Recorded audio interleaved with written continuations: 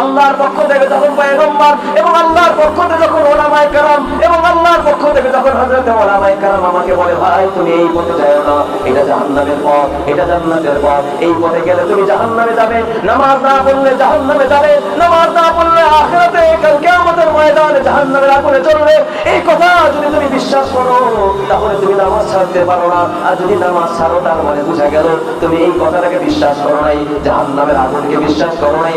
আর যদি বিশ্বাস করো জাহান্নামের আগুনের ভয়াবহতা তোমার দিলের মধ্যে কোনো আসর করতে পারে নাই।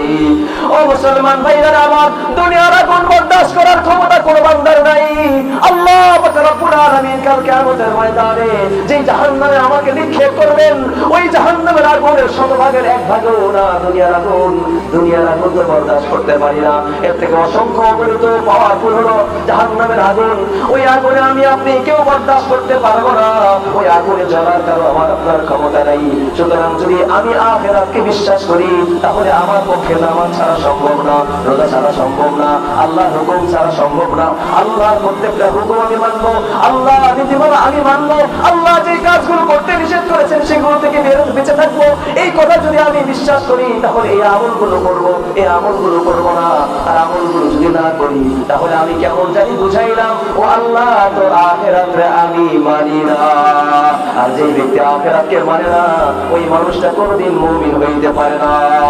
ও মুসলমান ভাইরা আমার, সুতরাং কোন মুসলমান বান্দার মধ্যে যদি এই গুণগুলো থাকে, এক নম্বর আল্লাহর উপরে ঈমান, দুই নম্বর সঠিকভাবে নামাজ কায়েম করে, তিন নম্বর আল্লাহর রাস্তায় দান সদকা খায়রাত করে, চার নম্বর আল্লাহর কোরআনকে বিশ্বাস করে, পাঁচ নম্বর পূর্ববর্তী আসমানি কিতাবগুলোকে বিশ্বাস করে, ছয় নম্বর আখিরাতকে বিশ্বাস করে। এই ছয় গুণে গুণান্বিত যে মানুষটা হবে, আল্লাহ পাক রব্বুল আলামিন ওই মানুষ সম্পর্কে বলছেন, উলাইকা আলা হুদাম মির রাব্বিহিম ওয়া উলাইকা হুমুল মুফলিহুন।